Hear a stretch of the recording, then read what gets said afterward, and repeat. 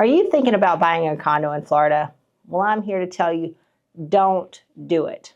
At least not until you watch this video. Hi, I'm Alisa with Sotheby's Realty, and I'm here today to talk to you about condos in Florida.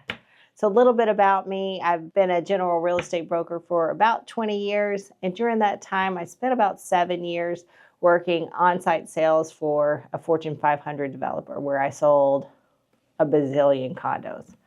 So I've sold new construction, pre-construction condos, and also a ton of resale condos. And it is a remarkable what you run into over the course of 20 years. It's often assumed that whenever you purchase a condo, the condo association is going to own the outside of the building. They're going to maintain that, including the roof and the storage, the amenities, and then you're responsible for basically the drywall in. That's not always the case. There's so many nuances that you should be aware of. This also applies to duplexes, townhomes, attached villas. I'm just going to give you a quick preview and then we can delve into it deeper in a later video. So the first thing you need to do whenever you have narrowed your condo selection, ask for a copy of this. This is Condo Docs. Look at how thick this is, right? Every condo is required to have a set of condo docs. Every condo building, every condo association, they're filed with the state. So you can go into the clerk of courts for whatever county you're looking at purchasing. You can download them there, but the seller also has to provide those to you. So make sure you get those, drink a lot of coffee, and read them, or at least the highlighted areas. Or be sure you have a very savvy agent that will actually read them and can interpret it for you. Because some of the major nuances are like leasing restrictions. You know, are you accidentally buying a co-op instead of a condo? And that's like a whole bag of worms. It's going to be a different video. Other things that you need to be aware of is the pet restrictions. Maybe you have 2 cute little Yorkies and they're so cute and they're not going to cause any problem. But guess what? Pets aren't allowed. Or you're only allowed to have 1 pet. For sure, without a doubt. When you're living in a condo building, there's always going to be that one condo commando that has nothing else to do but be the hall monitor, and they are going to rat you out if you break the rules. And that doesn't mean that condo living is bad. I live in a high rise. I love it. I would not trade it for anything.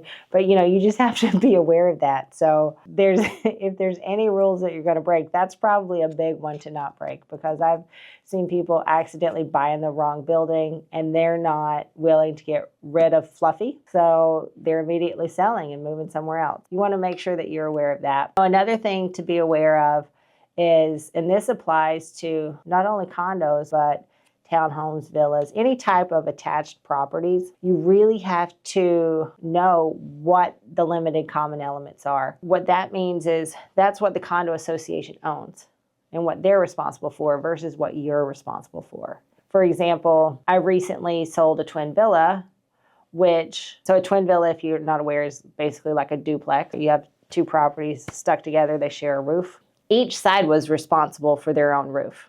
Now tell me, how does that work? How does that? Who came up with those docs that was a good idea? So there was so much infighting within that association.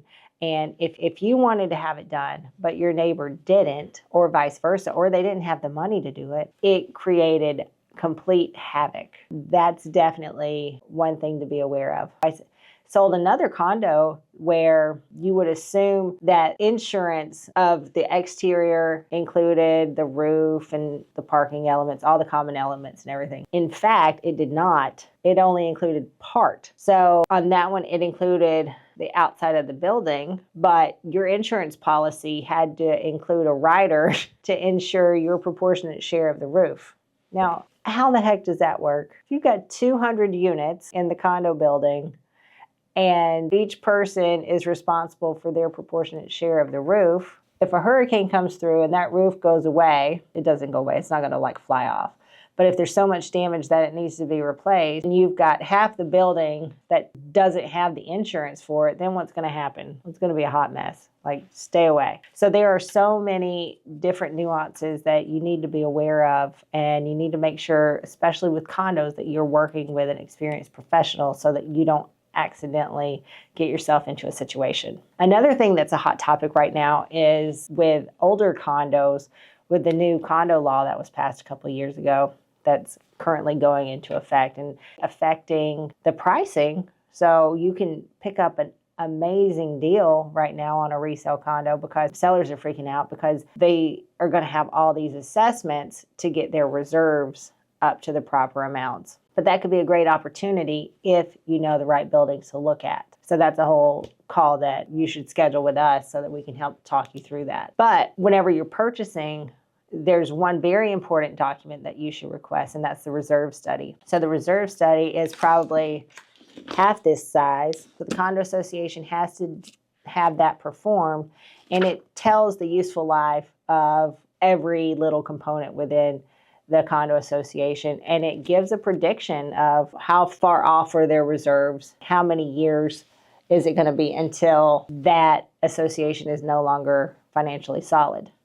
Now, with the passing of the new law, that should get everything in check. But over the course of the next, I would say, 2 years, it's going to be a very volatile market while everyone's trying to get their reserves up to par. Again, that's why you really need to have an experienced professional. And the last thing I want to mention is there's so many nuances. There's no way I could put them all in one video because you would fall asleep before we got to the end. But the other big one that you should consider is whenever you're going through your due diligence and purchasing the condo, you should ask for the meeting minutes. On the seller's property disclosure, there's a line for the seller that says, are there any special assessments? Are there any proposed where it's like officially been proposed? Well, in these condos associations and in homeowner associations too, there could be pending special assessments that everybody who lives in there knows they're coming down the pipe, but they just aren't on record.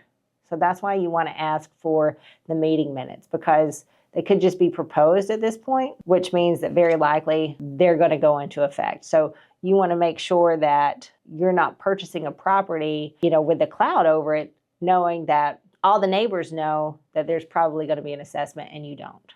Now, does that mean if that's the case, you shouldn't buy the property? No, not necessarily. We've sold plenty of properties like that, and there's workarounds for that. The buyer and seller can negotiate a credit to offset it off the purchase price. It's very common that an agreed upon amount is escrowed with the closing attorney, and so they hold it in escrow. And then when that assessment is made, whatever money from that escrow amount is required gets paid to the association, and then the balance goes back to the seller, which seems to be a very fair way to approach it.